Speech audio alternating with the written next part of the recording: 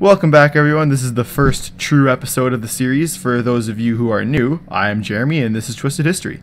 So today's topic consists of Canada's Confederacy, and I'm also going to squeeze in a little bit about the railroad too, so stay tuned for that. And also, just a quick side note, I won't be covering anything on like residential schools or stuff like that. Like, I don't want to happen to offend anyone if I provide incorrect information, so I won't be talking about those. I'll be straying away from those just in case. But you may be wondering, what exactly was Confederation? Well, Confederation was achieved when Canada became its own nation after a series of conferences and orderly negotiations on July the 1st, 1867. Support for Confederation was limited before and after it occurred, as there was multiple resistances from Indigenous people and the French Canadians. So the first few provinces to join were Quebec, Ontario, Nova Scotia, New Brunswick, and then Manitoba joined not long after due to the actions of Louis Riel and the Red River Rebellion. They negotiated the remainder of Rupert's land that belonged to the Métis and other laborers. In 1871, British Columbia had joined Confederation mainly to get the government to absorb their debt from infrastructure. PEI followed in 1873 due to similar reasons as British Columbia, despite rejecting multiple times in the past, actually. You could imagine how awkward that must have been for them, but they were rather desperate at that time. So there are three reasons for Confederation in Canada, one of which was fear of American annexation.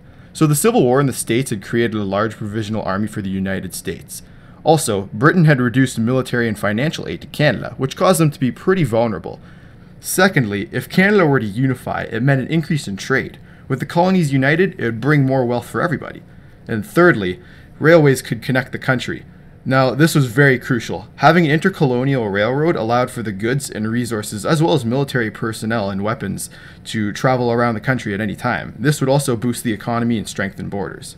Following the Charlottetown Conference and the Quebec Conference in 1864, the 36 men that helped shape our country were no doubt all important, but the most noteworthy ones would be Charles Tupper, Thomas D'Arcy McGee, Oliver Mowat, George Brown, George Etienne Cartier, and John A. Macdonald.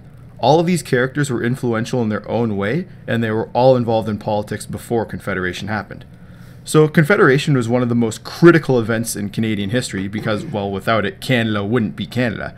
And unlike our neighbors, we had actually removed total British rule peacefully. Alright, so that was the first topic of our episode. And in the words of Randy Bachman, you ain't seen nothing yet. Time to move on to topic number 2, the railroad. After Confederacy came, the need for an intercolonial railway was clear.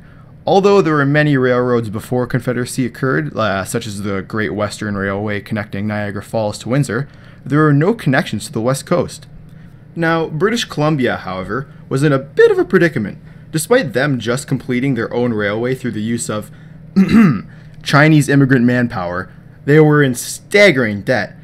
With the promise of the government absorbing their debt and a transcontinental railway, BC was brought into Confederation. I mean, with such a guarantee, it would be really hard to say no.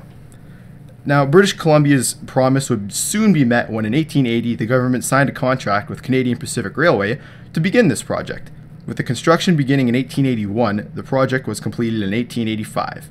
The CPR had also provided a staggering effect on the development of settlements in the prairies. However, it would be the Canadian Northern Railway that met the needs to cities like Regina and Edmonton that the CPR had intended to.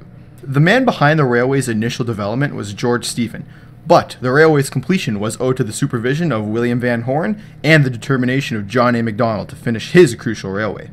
Now, aside from the criticism of Macdonald's government for being financially generous to this project, the CPR's railway was undoubtedly one of the most important technological advances that Canada has ever seen.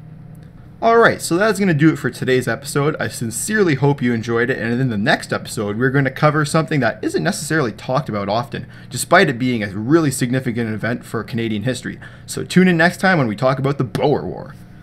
Thanks for listening, and I'll see you in the next episode.